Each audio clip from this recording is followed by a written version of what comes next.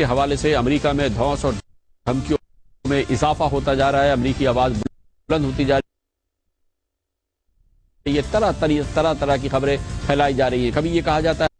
ہے کہ امریکہ میں پاکستان کے سفیر حسین حقانی کو ملک سے نکال دیا جائے گا، کبھی یہ کہا جاتا ہے کہ دو طرفہ تعلقات ختم کر دیے جائیں گے، کبھی یہ اعلان کیا جاتا ہے کہ پاکستان کی امداد بند کر دی جائے گی۔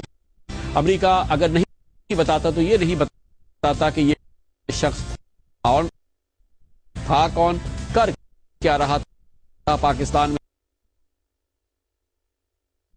پچھلے 2 سال 10 بار یہ پاکستان موقع پر یہ پاکستان آتا رہا۔ امریکہ کبھی کہتا رہا کہ یہ سفارتی اہلکار ہے، کبھی کہا کہ سفارتکار ہے، کبھی امریکہ نے کہا کہ اس کے پاسپورٹ پہ جو نام لکھا ہوا ہے یہ دراصل اس کا اصلی نام نہیں ہے۔ امریکہ سرکاری طور پہ یہ تک کہہ چکا ہے کہ ریمنڈ ڈیوس اس کا نام نہیں ہے۔ اگر ریمنڈ ڈیوس نام نہیں ہے تو امریکی پاسپورٹ کیوں ہے؟ امریکی پاسپورٹ ہے تو سفارتی پاسپورٹ ہے، یہ سب کچھ کیسے دیا گیا؟ پاکستان میں ریمنڈ ڈیوس لاہور کی ان گنجان سڑکوں پہ کیا کر رہا تھا؟ اس کے پاس ٹیلی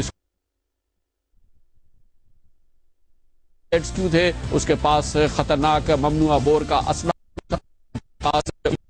جو کیمرہ تھا اس میں پاکستان کے ممنوعہ علاقوں کے مشتبہ علاقوں کی تصاویر کیوں تھی؟ اس کا مشن کیا تھا؟ اگر وہ امریکہ کا سابق جاسوس کمانڈو تھا جیسا کہ امریکی اخبار کہہ رہے ہیں تو وہ نجی کمپنی میں کیا کر رہا تھا، جس کے بارے میں امریکی اخبارات نے کہا کہ دراصل اپنی بیوی کے ساتھ امریکہ کی ریاست نیواڈا میں وہ ایک نجی کمپنی چلا رہا تھا؟ یہی وہ سوال ہے جس کا جواب پاکستان کے عوام جاننا چاہتے ہیں ان دھمکیوں کے بعد جو امریکہ پاکستان کو دے رہا ہے۔ اور سب سے زیادہ اہم بات یہ کہ لاہور کی سڑک پر اس شخص نے 2 افراد کو قتل کیا اور اس کے بعد امریکی سفارتکاروں نے ایک گاڑی جو کہ اس کو بچانے کے لیے آئی ریمنڈ ڈیوس کو، اس نے ایک اور پاکستانی کو کچل کے ہلاک کر دیا۔ آج لاہور کی پولیس نے جافشانی سے تحقیقات کرتے ہوئے اعلان کیا ہے کہ تمام تحقیقات سے یہ بات ثابت ہوئی ہے کہ ریمنڈ ڈیوس نے اپنے دفاع میں قتل نہیں کیا، اس لیے سیلف ڈیفنس کی پلی اس کی رد کی گئی ہے۔ اب اس پہ دوہرے قتل کا مقدمہ چلایا جائے گا جس کے بارے میں شواہد جمع کیے گئے ہیں اور جس کے بارے میں آئی وٹنسز عینی شاہد بھی بیان دینے کے لیے تیار ہیں۔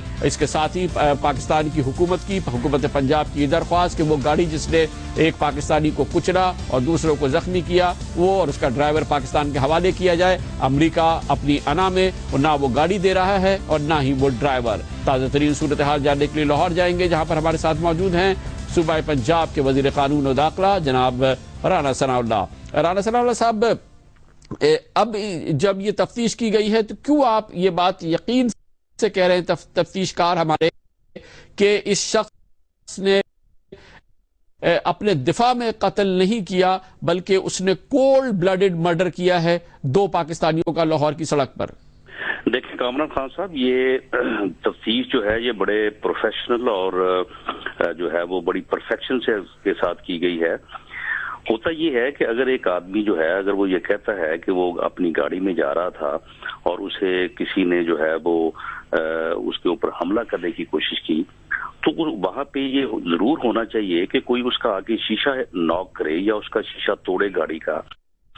یا اس کا دروازہ کھولنے کی کوشش کرے، تو پھر ہی یہ سمجھا جائے گا ایک آدمی اگر آپ کے پاس سے گزر رہا ہے اور اس کے ہاتھ میں اگر آپ کوئی چیز دیکھیں اور اسی بنیاد کے اوپر آپ اپنے ذہن میں ایک ایسا شک پالیں اور اس کے بعد اس کو اڑا دیں گولیوں کے ساتھ، تو اس کو تو آپ سیلف ڈیفenس کی پلی جو ہے وہ نہیں کہہ سکتے۔